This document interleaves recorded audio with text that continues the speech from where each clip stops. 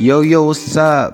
السلام عليكم ورحمة الله وبركاته. داود تخبو جموت شانا نخيا كم تجرتن نجينا في قبض نيمي بكجرتن وندتو نجا في رحمن ربي سنرتي هاجرات جتشا هدو تكاني سيادي سينو كمي نادن جي أبدينين قبا واني فين إلى راكنتي سنرات ريف هدو إفهمي سنقافتشا نبيتني مخاديوتنا نافي مجيني بيتني أكسمت اللي سبب قراتي داني نسيني فكنتي فيديو أجايبا دلقو سنرا دابت روديوتا إيقا إفهمي سنقافتشا أرلي أكوي كمتي فيديو أجايبا خيسن بوهرسون نسيني فيديو فيرلي فيديو خيني خاران تناتي سينا انترتكات الراها سوينا انتلتتون أصو إتياني نمكو دشن ني أجيستي أكوما بيكا متي فيديو خيني إيقلو خيني دوران چانا لخنا سبسكرايب قدا يو سبسكرايب نقوني فيديو خناس لايك قدا ياد خيساني لي كومنتي خيسان ناف إفسا أچوانو أكا فيديو خنا مون دبرقيو بكاون دتو شير قدا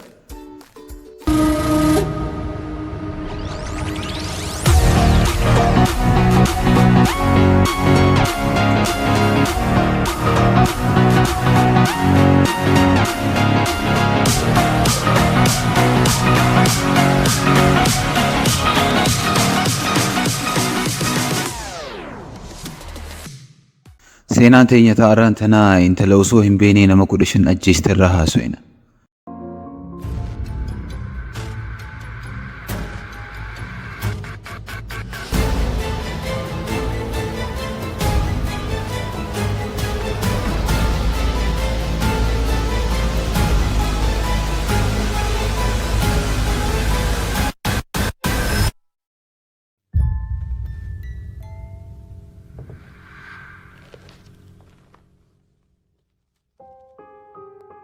مكان إسي ميري مالون جام دلقان إسي تس شيفتر شيفن ياتقودو ترتي إسي تنبكا أداتي نما أدادا جيستي قرو واني نما أجايب سيسو إسين فري نما أجيسو قواتشو انتوري نما دي لخان اللي خا أجيستي أسو هم بيني توري دبا ونخون أكامي تفيجتني يونا قافت درو درسو جيريني إسي حالا نمي ميرين أكا فرنجيتي بيا آيرلاند خيستي بركو دسد جهات ميسا قلتي دلتي إيغا قدت بودا جيريني إسي فراج جيرو داف خرابي أمريكا ديمتي ميرين تون خناتك قواجو ترتي خنان تيفسن نيات بريدا قدوني دنديسي يرو سان خيستي شيفا بيكمتو ترتي أكا فرنجيتي بركو دسقل دواتي مننا ما خيس دلقو إيقلتي منا ورق أبينيك أبو خيستي شيفا تاتي دلقو إيقلتي ميري يرو سان خيستي هدو بيكمتي تري يعني إسين غوتوس هدو بريدا في مئاواتو يسات راغان خي بيسان خيستيني بيكمتي تري منرا منا دديما نياتا قدو ترتي غرو قياتك منمتك جراتشو إيقلتي وري من سنيتي سيسيتنا أكما إسانيتي لالم تري إساني وجدو يدي إساني وجي نياتي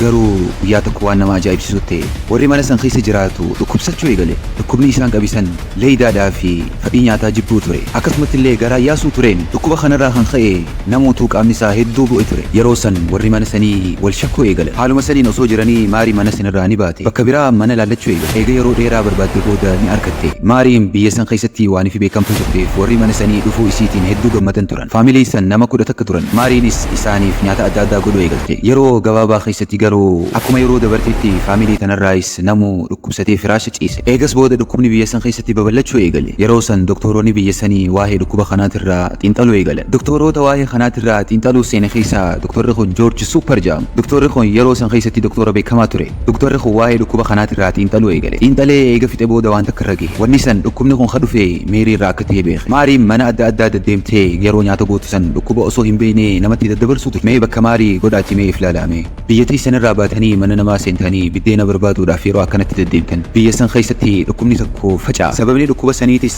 isini maariin amma beekaa waan kana hin goone ture yeroo mana isiin daleedu keessatti illee dhukkubni kun faca'e mana sanirraa ni deemti ture ifirraa ni sodaatti ture akka dhukkubni san hin qabneen garuu sababni dhukkuba sanii akka isii ta'e hin beekne ture dhukkubni kun dhukkuba maaliiti maalirraa dhufee akkamitti dhufee waan jedhu beekuudhaaf yeroo doktorri maarii yeroo dhiiga isii gaafate maariin dhiiga isii kannuu didde akkasumatti illee ani waan takka illee hin qabu dhukkuba takka illee hin qabu jettee haaduutu gizee doktorri bakka isii amansiisuu dadhabee ifirraa deemeeti poolisoota hime poolisoonnis fuudhaniiti hidhaniin hidhaa keessatti dhiiga isiitii fi waan kanarraa fuudhanii mirmaraa irratti godhan akkasitti dhukkubni kun akka isiirraa dhufe mirkanaawe yeroo san meerii mana haakimaatti hidhanii akka mana haakimaatirraa hin baane godhan dhukkubni isiin qabdu kun dhukkuba haaree ture dhukkubni kun qaama isii keessa yeroo dheeraadhaaf jiraachuu ture isii yeroo nyaata namaaf godhuu turte sababa nyaata isiin namaa godhuu turte saniin namatti dabaluu ture dubbiin maarii tun haasoo turte biyya keessatti yeroo san dubbii maarii tana namoota irraa haasoo ture gaazexaa gubbaa irratti illee bakka hundatti addaan facaatee ture sababa kanatti meeriin qalbii ni cabxeen hedduu itti dhaga'e deeme. Dubbiin taate biyya New York keessatti akka faranjiitti bara 1909 ture. Eegas booda waggaa muraasa booda Meeriin mana hospitaalaatirraa ni baate. Yeroo mana hospitaalaatirraa baate mootummaan dalagaa biraa kaniteef. Dalagaan mootummaan kaniteef san huccuu kaawiyyaa godhuu ture. Ammallee dalagaa nyaataatti akka hin deebine godhaniin. Garuu Maariin dalagaa isii tanatti tagamadde isinitti ni fakkaata. Dalagaa mootummaa nama kaniteef tun hin taaneef ture. Sababni nuu maallaqa xiqqishumarraa harkachuu turte. Eegas booda Maariin dalaguma tanatti turte yoo jettan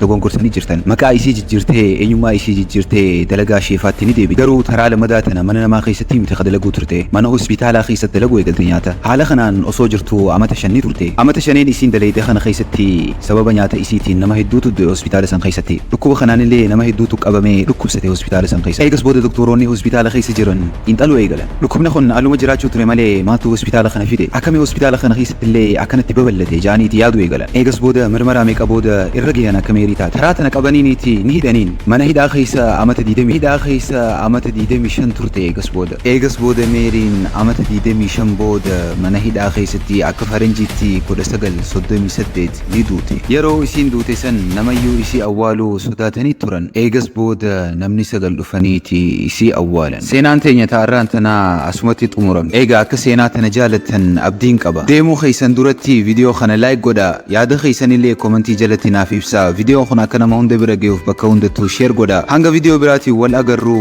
Assalaamu alaikum wa rahmatullahi wa barakatuh.